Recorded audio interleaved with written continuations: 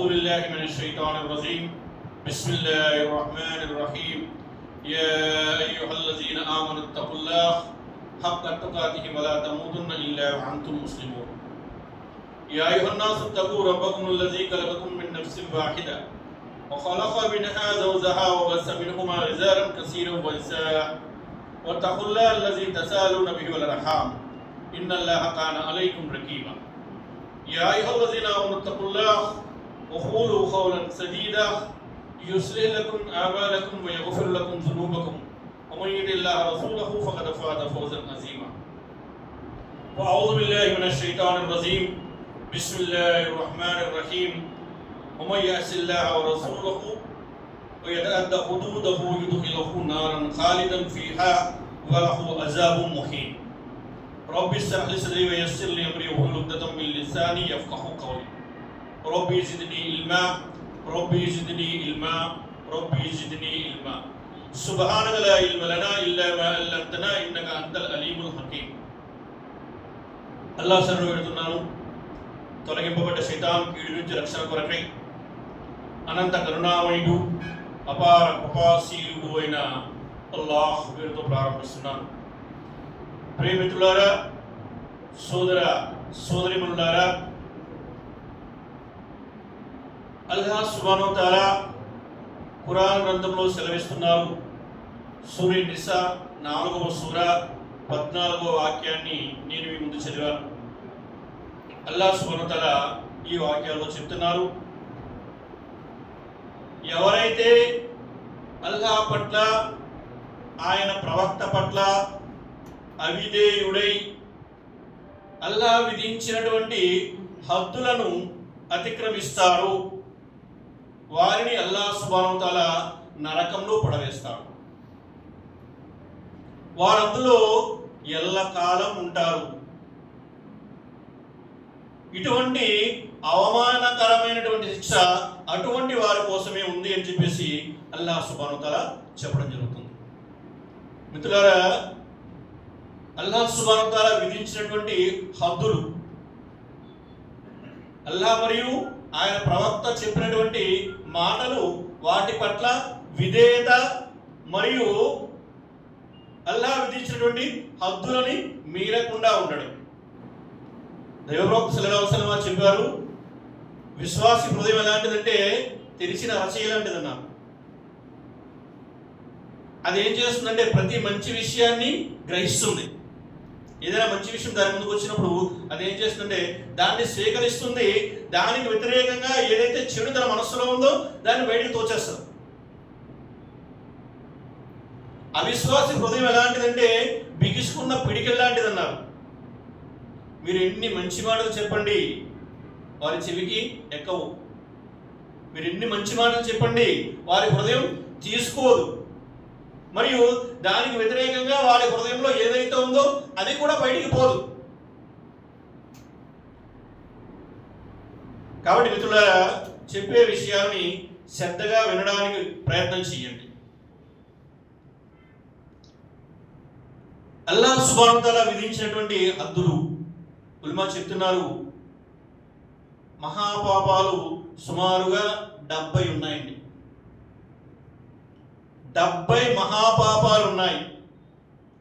ఎవరైతే ఈ మహాపాపాలకు పాల్పడతారో వారు ఎక్కడికి పోతారండి? తిన్నగా నరకానికి పోతారు. అందులో ఒకటేంటి? ప్రధానమైంది అల్లాహ్కి సాటి కల్పించడం. షిర్క్ ప్రధానమైంది.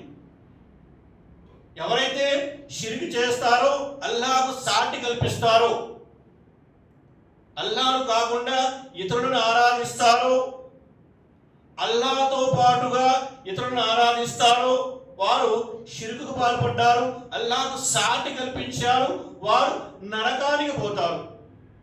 ఆ తర్వాత వరుసగా అనేక విషయాలు వస్తాయి.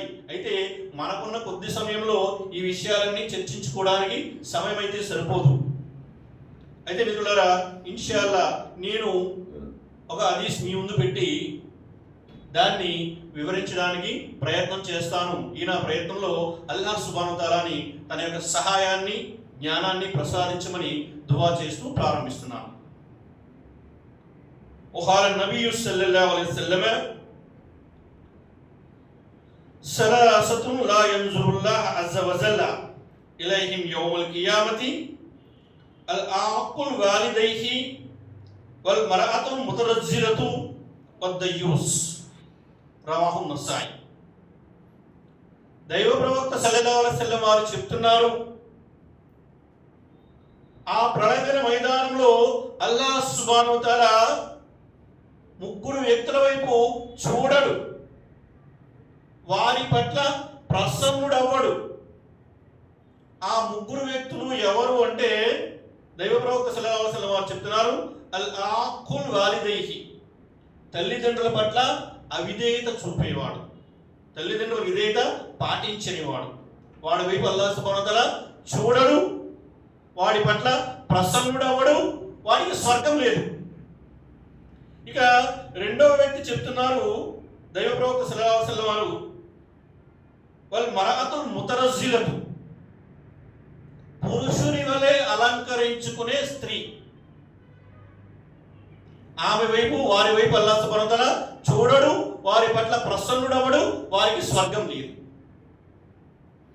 ఇక మూడో విషయం చెప్తున్నారు వద్దయూస్. మూడో వ్యక్తి ఎవరంటే దయ్యూస్ అన్నారు. అతని పట్ల కూడా అల్లాహ్ సుబ్హానహు వ తఆలా ప్రసన్నుడవ్వడు, అతను కూడా నరకానికి పోతాడు.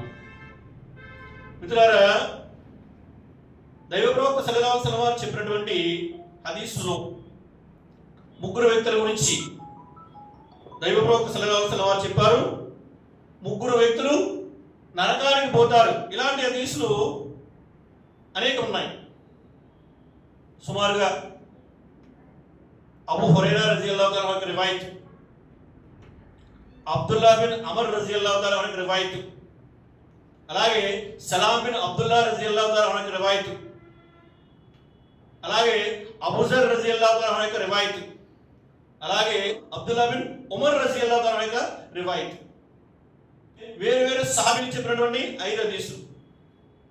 ఒక హదీస్ వస్తుంది, దైవ ప్రవక్త సల్లల్లాహు అలైహి వసల్లం వారు చెప్తున్నారు, ముగ్గురు వ్యక్తులు స్వర్గంలో ప్రవేశించరు, వారు నరకానికి పోతారు. అందులో మొదటి వ్యక్తి ఎవరు అంటే నిరంతరం సారాయి సేవించేవాడు, నిరంతరం మద్యపానం సేవించేవాడు. రెండో వ్యక్తి చెప్పారు తల్లిదండ్రుల పట్ల అవిధేయత చూపేవాడు. మూడో వ్యక్తి చెప్పారు దయ్యూస్ అన్నారు. ఇంకొక హదీస్ వస్తుంది, దైవ ప్రవక్త సల్లల్లాహు అలైహి వసల్లం వారు చెప్తున్నారు, ముగ్గురు వ్యక్తులు నరకానికి పోతారు. వారు ఎవరంటే మొదటి వ్యక్తి తన వస్త్రాన్ని చీలమండ కంటే కిందకి వేలాడ తీసేవాడు, తన వస్త్రాన్ని చీలమండ కంటే కిందకి వేలాడ తీసేవాడు. రెండో వ్యక్తి చెప్పారు తన సరుకుని అబద్ధపు ప్రమాణం చేసి అమ్మేవాడు, వ్యాపారం చేసేటప్పుడు అబద్ధపు ప్రమాణాలు చేసేవాడు.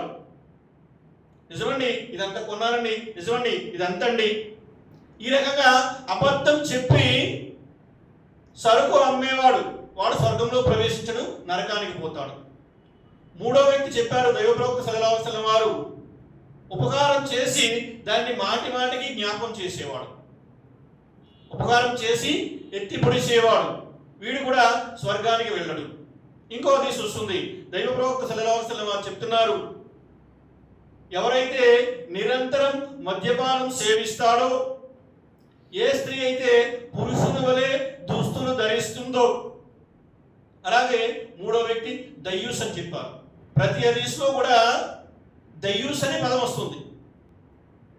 అలాగే మద్యపానం సేవించేవారి గురించి వస్తుంది.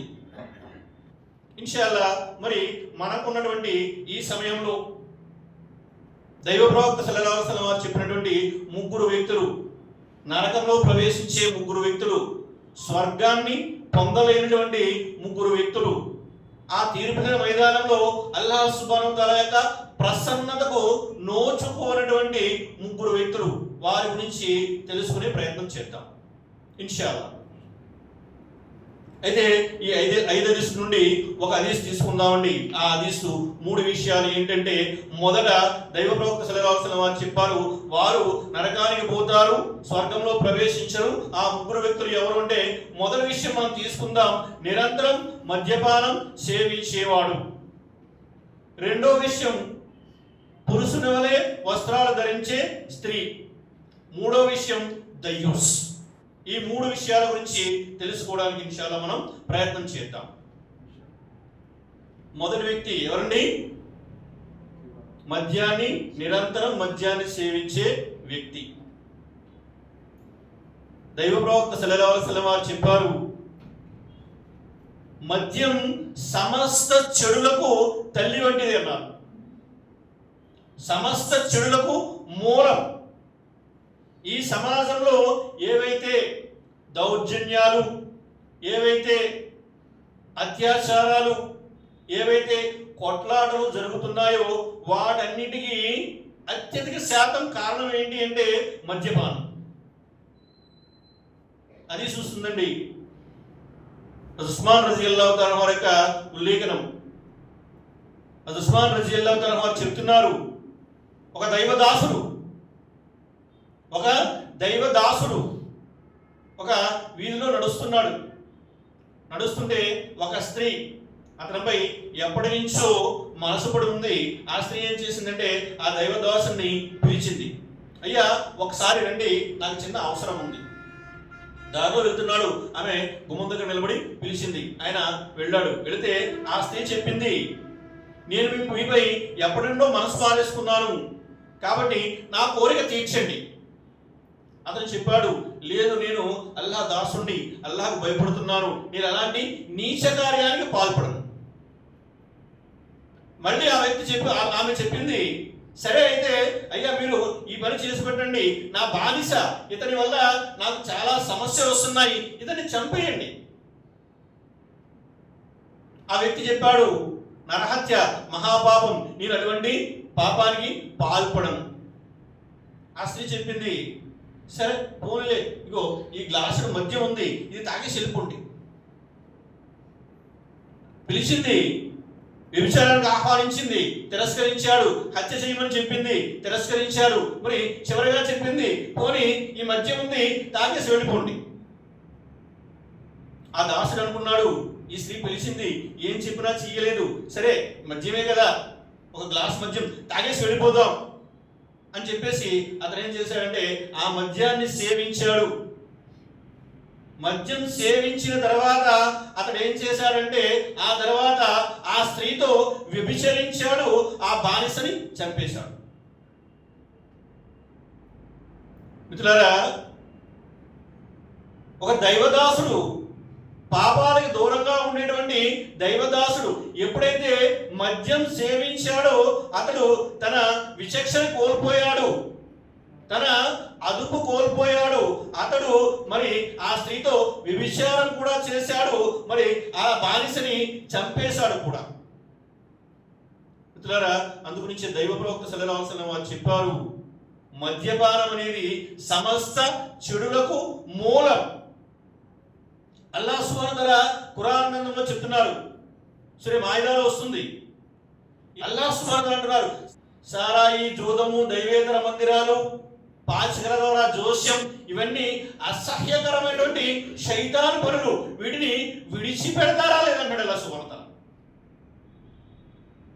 జూదం మనం అనుకుంటాం, జూదం అంటే పూర్వం ఎలా ఉండేదంటే పేకాడ క్లబ్లు లేదా ఎక్కడెక్కడికో వెళ్ళి, ఇప్పుడు అలా కాదండి, మన చేతిలో వచ్చేసింది జూదం కూడా. ఆన్లైన్ గేమ్స్ జూదం అసహ్యకరమైనటువంటి శైతాన్ పని అంటున్నాడు అల్లాహ్ సుబ్హానహు వ తఆలా.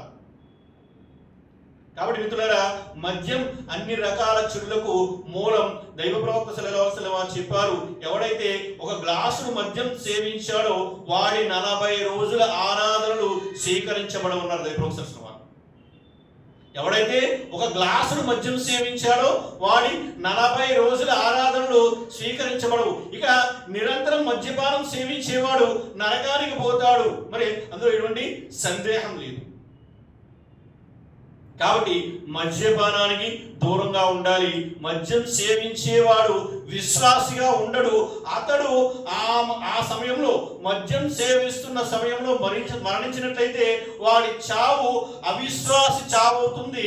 వాడు నరకానికి పోతాడు. ఇక నిరంతరం మద్యం సేవించేవాడు ఎప్పుడు అందులోనే ఉంటాడు కాబట్టి వాడి చావు అవిశ్వాసిగానే వస్తుంది. వాడు నరకానికి పోతాడు. కాబట్టి మద్యపానం హరాం. ఎప్పుడైతే దైవ ప్రవక్త సల్లల్లాహు అలైహి వసల్లం వారిపై ఖురాన్ ఆయత అవతరించిందో సారాయి నిషేధించబడింది అని అబూ తల్హా రజియల్లాహు తఆలా వారు ఆయన తన ఇంట్లో సారాయి పాత్రలతో నిల్వ చేసి ఉంచారు.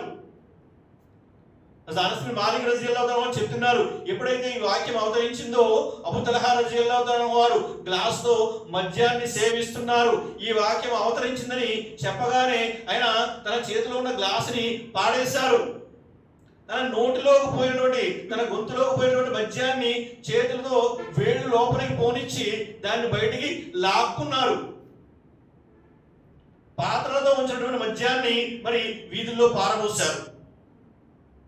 మిత్రులారా, సారాయి సమస్త చెడులకు మూలం. అది విశ్వాసాన్ని చంపేస్తుంది, వాడిని నరకానికి తీసుకుపోతుంది.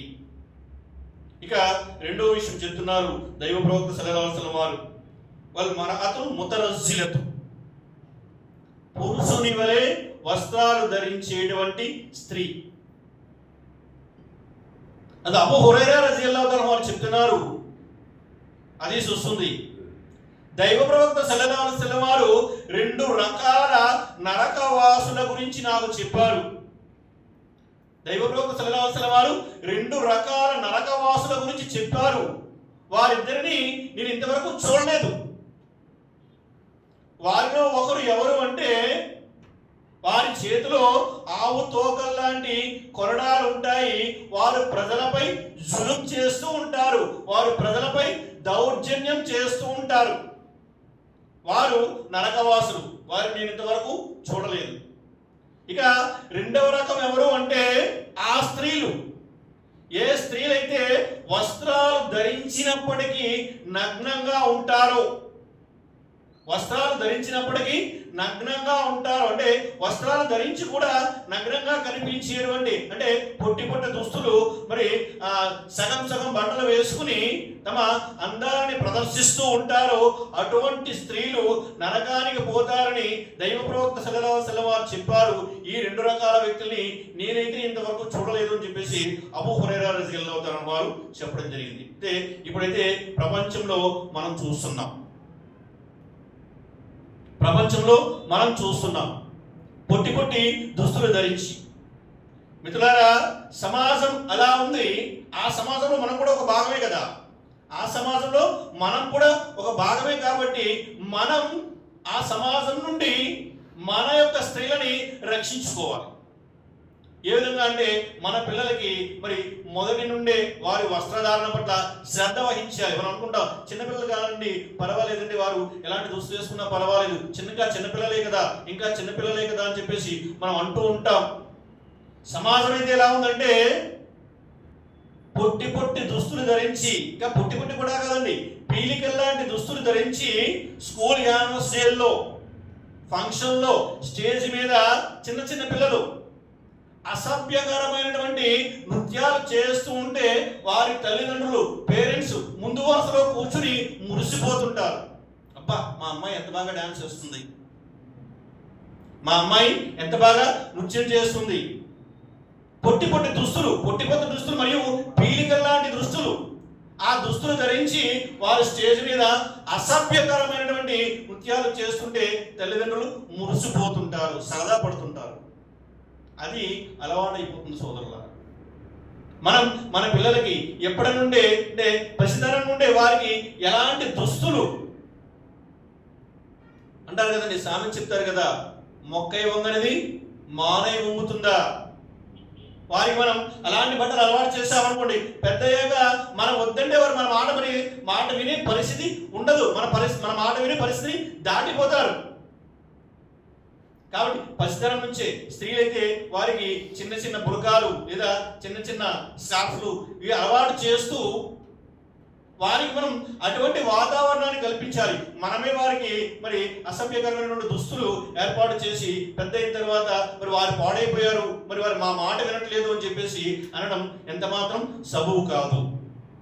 ఇంకా దైవ ప్రవక్త సల్లల్లాహు అలైహి వసల్లం వారు చెప్తున్నారు, ఇబ్న్ అబ్బాస్ రజియల్లాహు అన్హు యొక్క ఉల్లేఖనం, స్త్రీల వలె వేషధారణ, స్త్రీల వలె అలవాట్లు కలిగినటువంటి పురుషులను, పురుషుని వలె వేషధారణ, పురుషుని వలె అలవాట్లు కలిగినటువంటి స్త్రీలను దైవ ప్రవక్త సల్లల్లాహు అలైహి వసల్లం వారు శపించారు.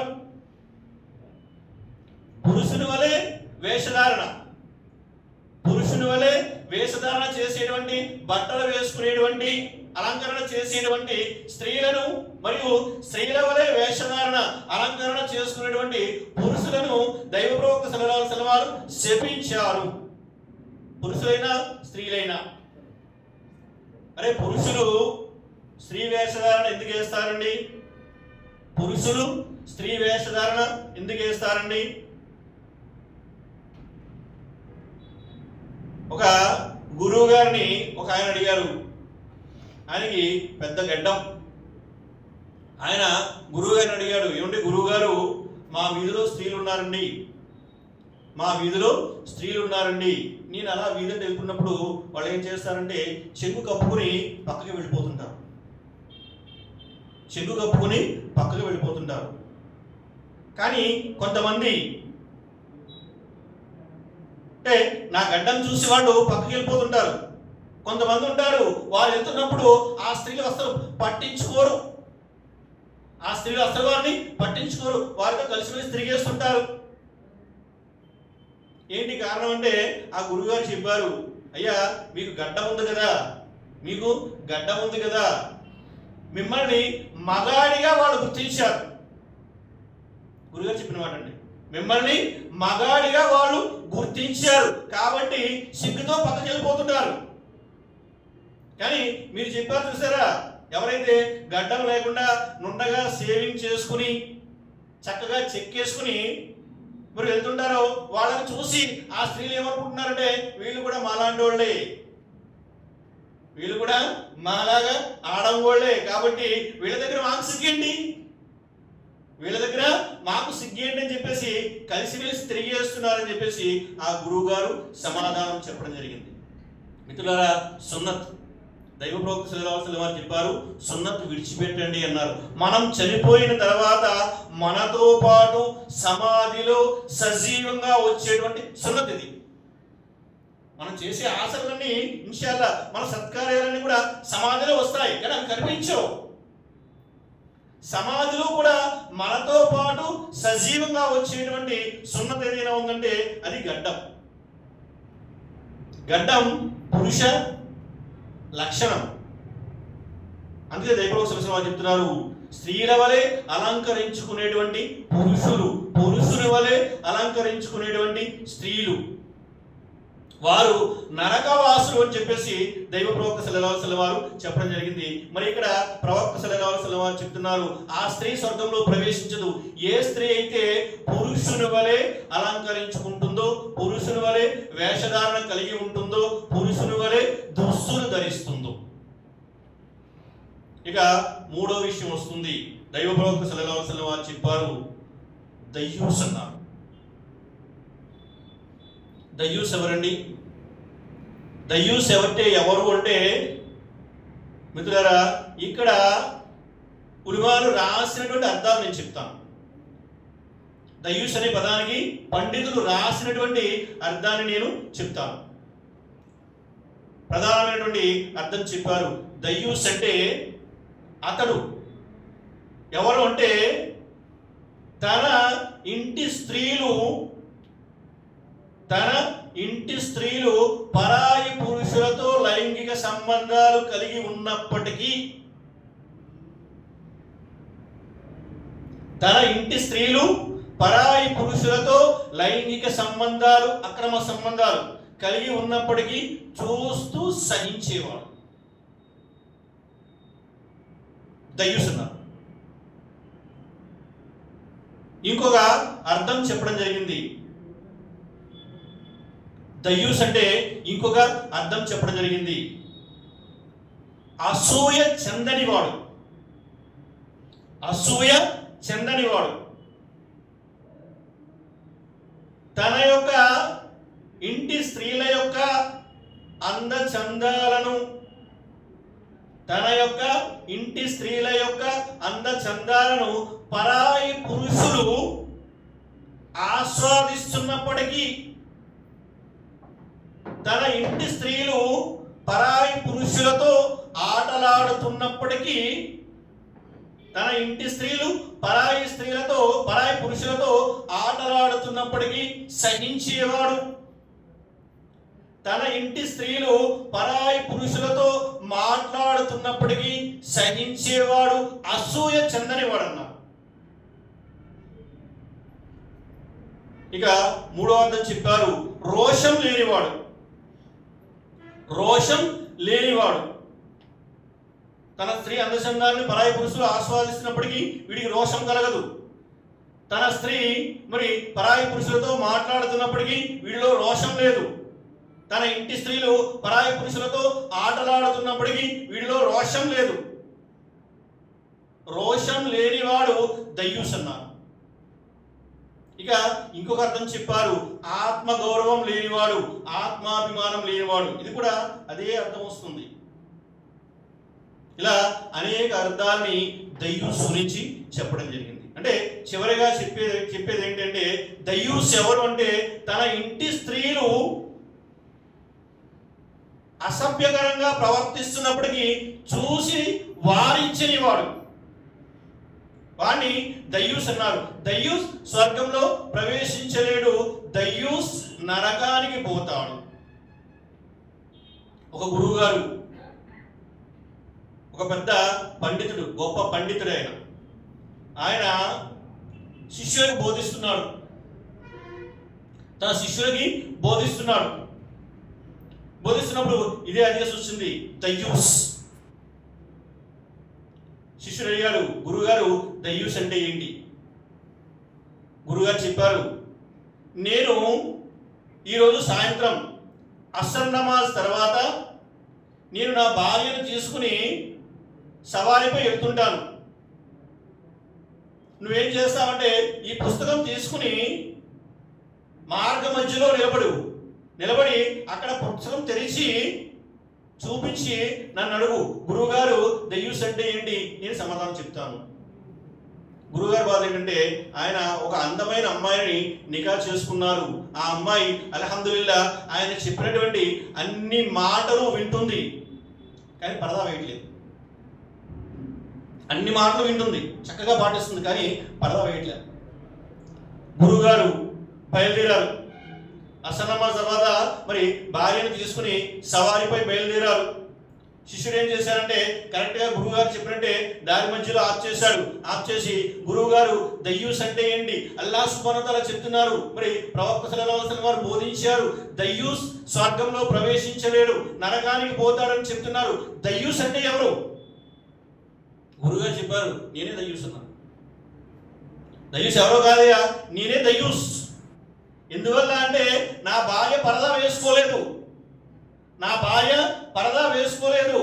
నాకు సిగ్గు లేదు, నాకు రోషం లేదు, నాకు ఆత్మాభిమానం లేదు. నా భార్య పరదా వేసుకోకుండా తిరుగుతున్నప్పటికీ నేను సహిస్తున్నాను, నేనే దయ్యూస్. ఈ మాట చెప్పగానే గురువుగారు భార్య చెప్పింది, గురువుగారు సవారీ వెనక్కి తిప్పండి, పరదా లేకుండా ఇదే నా చివరి ప్రయాణం, ఇక నేను పరదా లేకుండా బయటికి రాను. మిత్రులారా, ఏ పురుషుడైతే తన భార్యను పరదా లేకుండా బయటికి పంపిస్తాడో వాడు దయ్యూస్. తన భార్య అందచందాలను పరాయి పురుషుల ముందు ప్రదర్శిస్తాడో వాడు దయ్యూస్. తన భార్య పరాయి పురుషులతో మాట్లాడడానికి అనుమతిస్తాడో వాడు దయ్యూస్. తన స్త్రీలు అంటే ఇక్కడ భార్య మాత్రమే కాదండి, అల్లాహ్ సుబ్హానహు వ తఆలా ఖురాన్ గ్రంథంలో చెప్తున్నారు, పురుషులు స్త్రీలకు అధికారులు.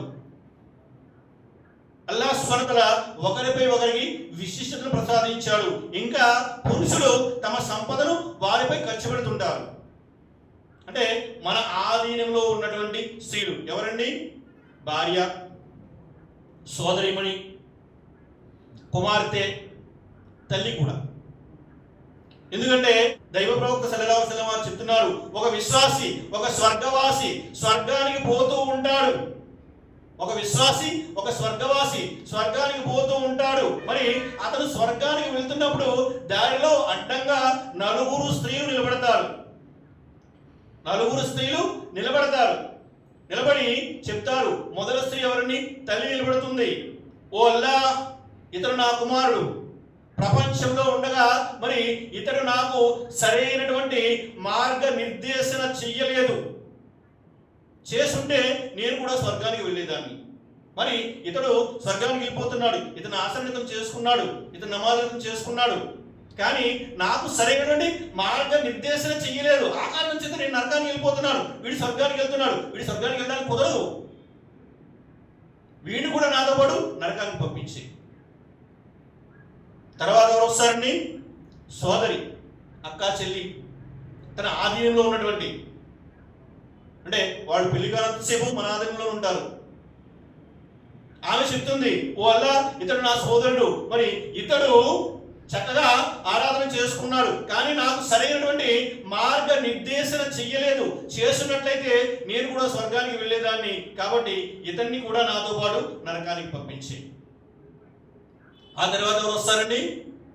కుమార్తె, భార్య, సోదరి, కుమార్తె, తల్లి, నలుగురు స్త్రీలు అక్కడ నిలబడతారు. కుమార్తె చెప్తుంది, నా తండ్రి అతను ఆరాధన చేసుకున్నాడు, నాకు సరైన మార్గనిర్దేశం చేయలేదు, ఇతన్ని నరకానికి పంపించి నాతో పాటు. భార్య చెప్తుంది, తల్లి చెప్తుంది, కుమార్తె చెప్తుంది, సోదరిమణి చెప్తుంది. ఈ నలుగురు కూడా అక్కడ నిలబడతారు, స్వర్గానికి వెళ్లకుండా అడ్డుకుంటారు. అంటే ఈ నలుగురుపై, తల్లిపై మన అజమాయిషి ఉంటుంది, భార్య, అలాగే వివాహం కానంత వరకు మరి మన సోదరిమణి, అలాగే వివాహం కానంత వరకు మన కుమార్తెలు, వీరిపై మన ఆజమాయిషి ఉంటుంది. మరి వారు నలుగురు పట్ల మనం జాగ్రత్త వహించాలి. ఈ నలుగురులో ఎవరైనా పరదా లేకుండా బయట తిరుగుతున్నా, పరాయి పురుషులతో మాట్లాడుతున్నా, పరాయి పురుషులతో ఆటలాడుతున్నా, దైవ ప్రవక్త సల్లల్లాహు అలైహి వసల్లం వారిని సహబా అడిగారు, ఓ ప్రవక్త సల్లల్లాహు అలైహి వసల్లం, మరిది గురించి ఏంటి? అంటే వదిన మరిది ముందు పరదా వేయాలా? దైవ ప్రవక్త సల్లల్లాహు అలైహి వసల్లం వారు చెప్పారు, మరిది ఆమె పాలిట మరణం అన్నారు. మరిది మరణం అన్నారు, అంటే మరిది ముందు కూడా పరదా వేయాలి. మిత్రులారా, ఇలాంటి వ్యక్తులని దయ్యూస్ అన్నారు ప్రొఫెసర్ వారు. అలాంటి వారు దయ్యూస్, వాడు నరకానికి పోతాడు. ఒక వాక్యం వస్తుందండి, అది ఉస్మాన్ రజియల్లాహు తఆలా వారు, అది ఉస్మాన్ రజియల్లాహు తఆలా వారు చివరి కాలంలో ఆయన్ని షహీద్ చేయడానికి, ఆయన్ని చంపేయడానికి శత్రువులు ఆయన ఇంటిలో ప్రవేశించారు, ఇంటిని చుట్టుముట్టేశారు, ఇంటిలో ప్రవేశించి ఆయన్ని చంపేయడానికి ప్రయత్నం చేస్తున్నప్పుడు ఆయన భార్య, అది ఉస్మాన్ రజియల్లాహు తఆలా వారి యొక్క భార్య నాయిల, ఆమె ఏం చేసిందంటే, నా భర్తను చంపేస్తారని చెప్పేసి ఆమె ఏం చేసిందంటే ఆయన మీదకి వచ్చి వాలిపోయింది, ఆయన్ని రక్షించాలనేటువంటి ఉద్దేశంతో.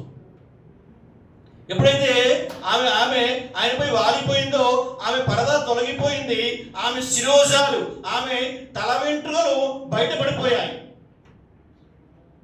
బయటపడిపోగానే అది ఉస్మాన్ రజియల్లాహు తఆలా వారు చెప్తున్నారు, నేను చనిపోవడం కంటే, నేను మరణించడం కంటే పరాయి పురుషుల చూపు నీపై పడడం నాకు చాలా బాధాకరం. నీ శిరోజాలపై పరాయి పురుషుల చూపు పడడం నాకు నా మరణం కంటే కూడా చాలా బాధాకరమైన విషయం, కాబట్టి నువ్వు పరదా వేసుకో. ఒక హదీస్ వస్తుందండి, దైవ ప్రవక్త సల్లల్లాహు అలైహి వసల్లం వారు చెప్తున్నారు, ఆయన మిరాజ్ యాత్రకు వెళ్ళారు. వెళ్ళినప్పుడు ఆయన స్వర్గంలో ఒక అందమైనటువంటి భవనాన్ని చూశారు.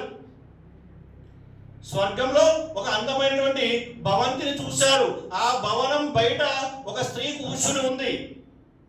ప్రవక్త సల్లల్లాహు అలైహి వసల్లం వారు ఆ భవనంలోకి వెళ్దామనుకున్నారు, కానీ అక్కడ ఒక స్త్రీ కూర్చుని ఉంది. ఆయన దూతలతో అడిగారు, అయ్యా ఈ భవనం ఎవరిది? దూతలు చెప్పారు, ఇది ఉమర్ బిన్ ఖత్తాబ్ రజియల్లాహు తఆలా అన్హు వారిది. వెంటనే దైవ ప్రవక్త సల్లల్లాహు అలైహి వసల్లం వారు చెప్తున్నారు, నేను ఉమర్ యొక్క రోషాన్ని గుర్తు చేసుకుని లోపలికి వెళ్లకుండా ఆగిపోయాను. అంటే అక్కడ ఉమర్ కోసం కేటాయించబడినటువంటి స్త్రీ ఉంది. ఆమెను నేను చూడడం పట్ల ఉమర్ రజియల్లాహు తఆలా అన్హు యొక్క రోషాన్ని జ్ఞాపకం చేసుకుని నేను ఆగిపోయాను అని చెప్పేసి దైవ ప్రవక్త సల్లల్లాహు అలైహి వసల్లం వారు చెప్పడం జరిగింది. ఈ మాట చెప్పగానే ఉమర్ రజియల్లాహు తఆలా అన్హు అన్నారు, ఓ ప్రవక్త సల్లల్లాహు అలైహి వసల్లం, మీ పట్ల కూడా నాకు రోషమా? మిత్రులారా, సహబాలు అటువంటి ఆత్మాభిమానాన్ని కలిగి ఉండేవారు. అది ఫాతిమా రజియల్లాహు తఆలా అన్హా, హజరత్ ఫాతిమా రజియల్లాహు తఆలా అన్హా వారు స్వర్గపు స్త్రీల నాయకురాలు. ఆమె వసియత్ చేశారు, నేను చనిపోయిన